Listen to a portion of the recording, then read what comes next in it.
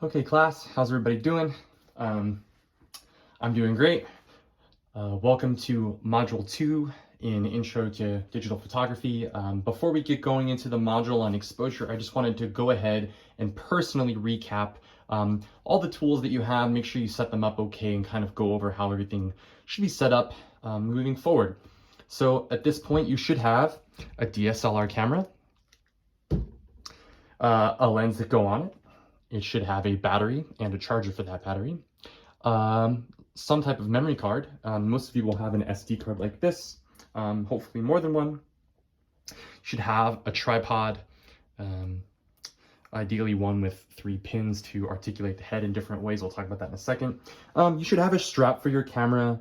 I have one detached here, and a couple of other things that I'll go over in a minute. So real quick, let's talk about your DSLR. All right, I have a Nikon DSLR, so it might look similar to yours. It might look a little bit different. And if you have another brand like Canon or Sony, etc., it will look a little bit different. But generally, all DSLRs are the same. They have a mirror inside that allows you to look through the viewfinder and see directly through the lens when it's attached. So let's go through a basic camera setup. I'm going to show you on mine. All DSLRs are pretty similar, although some of these things that we're going to go over might be located in different spots. So it's a good idea to have your manuals out and get familiar with where all of these things are on your specific make and model. Okay.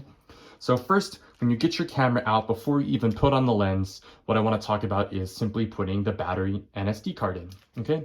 So on my camera, my battery slot is here at the bottom. Yours might be on the side or the back here, but regardless, you should have a little window or door, excuse me, for your battery.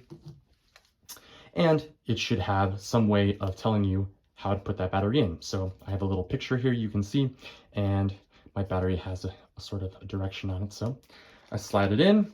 It's a good idea to make sure it clips in okay, and then close the door, and then you can turn your camera on. My on switch is here next to my shutter button, which we'll talk about in a minute. So if I turn it on, it should show a bunch of numbers, and it should, do things, right? So make sure your battery is charged.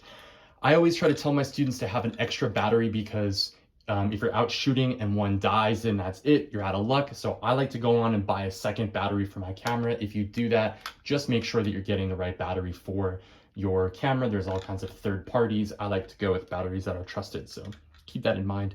Pick up a second battery so you don't run out of juice on the job.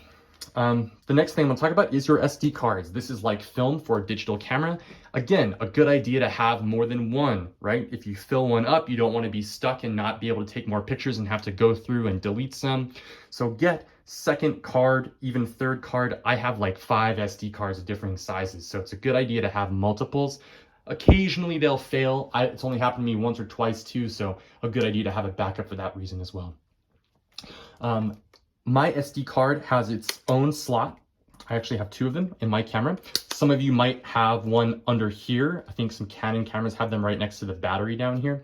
So regardless, make sure that you insert your film into your camera correctly, your digital cards, your SD cards, maybe compact flash card if you're using an older DSLR, and make sure you're entering it in the slot correctly, right? Don't force anything because you don't want to break anything on your camera. It should slide in nice and tight and then click in like that. And click out, right? So you make sure you want to click it in and then close the door. Again, checking your manuals and any other information to make sure that you're inserting it the right way. Okay, so it should stay in there nice and snug, right? If it falls out, you haven't clipped it in all the way. Okay, so make sure you put it in. I like to do this with my camera off. I just did it while my camera was on. That's a no-no. You should be doing this with your camera off just to make sure that nothing short circuits and that you're not hurting your SD card. So make sure that your camera's off when you're taking SD cards in and out. It's just a good idea. All right. So once my battery's in, my SD card's in, I can turn my camera on, and on this top screen, or some of you might have it visible also on your rear screen, but definitely on your top screen here, your camera should tell you how much film you have, right? How many shots you can take, right? And then maybe some of you have only a screen on the back, in which case you can bring up your screen and take a look, and it'll tell you, hey, you have 72 shots left, okay? So I have some pictures on my card, so usually I'll have a lot more, okay? And if you have a number followed by like a K, right, that's for like 1.2K, so 1,000, right? That's if you have a larger SD card, all right? So now what I want to do is I'm going to turn the camera back off, and I'm going to talk about lenses and mounting the body for a second, okay? So right now I have what's called a body cap on my camera, right? That's on the front of my camera to protect the interior of my camera, my sensor inside that sees the light. I want to protect that from dust and dirt and debris. So I keep my body cap on the front of my camera whenever my lens is off, all right? But once you put your lens on, it's a good idea to leave it on unless you're packing your camera in for a while, because anytime you remove this and expose the inside of your camera to the outside world, you're potentially running the risk of getting dust in your sensor, and that dust can show up as blurry little gray dots in your picture all over the place. So we don't want that. So good idea to keep this on when your lens is off, okay? Now I'm gonna talk about my lens for a second. Here is my lens. There are many different kinds of lenses. We're gonna read about that later on in Hornstein's book. However, regardless of the type of lens you have, it will have a rear lens cap, very similar to the body cap. And if you take that off, it protects the rear glass on your lens. So if your lens is off your camera, make sure that's on. Similarly, in the front, you might have a front lens cap, right? One that goes on like that, and it clips on like this. So have that on to protect the front of your lens. I also have a UV filter, which is basically a clear piece of glass that cuts down on glare, and it also protects the actual lens glass, right, from scratches and dirt. So I bought one of those for like 15, 20 bucks, and I just screwed it onto the front of my lens to protect it. You guys can do that if you want. It's totally up to you, but it's a really good idea to have one just to cut down on some glare and protect your lens long term, okay? As well as, of course, using your lens cap, okay? So now let's talk about mounting the lens to the camera, right?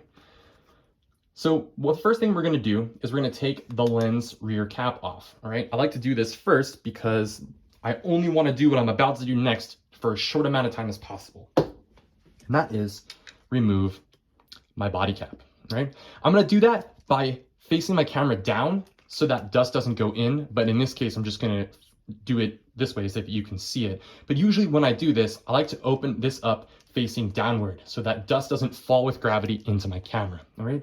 And I try to do this rather quickly. When you're mounting your lens to your camera body, right, there's a couple things you need to remember, right? It's kind of like a key. There's a specific spot on the threading of these two mounts here that fit into each other, right? And they are indicated by a little white or red dot, both found on the lens and the camera body. Here's one on my lens, little white dot, little white dot. If I line those up, I can feel my lens kind of drop in, click. All right, and then I screw it and I'll feel it click and secure, right? So now it stays on there, all right? So you wanna make sure that you do that and that it's secure, okay? Now, if I wanna take my lens back off my camera, there is a release button right here, right? And it might be different, but most DSLRs have a big flat release button right here, and it's usually not labeled, right? So just look in your manuals, and if I hold that button down, I can rotate my lens and take it back out, okay? Really easy.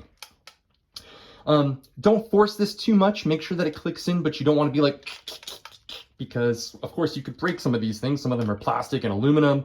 And so you want to be careful when you're mounting and unmounting lenses, okay? Make sure that everything is flush, flat, and you feel it click into place, all right? Once you do that, camera and lens will be pretty fixed, and there's really nothing to worry about once it's mounted.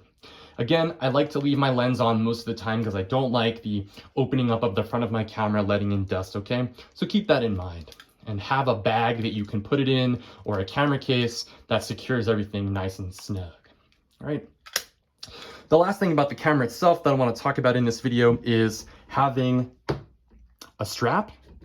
Make sure that you have a strap, secure that strap to your neck.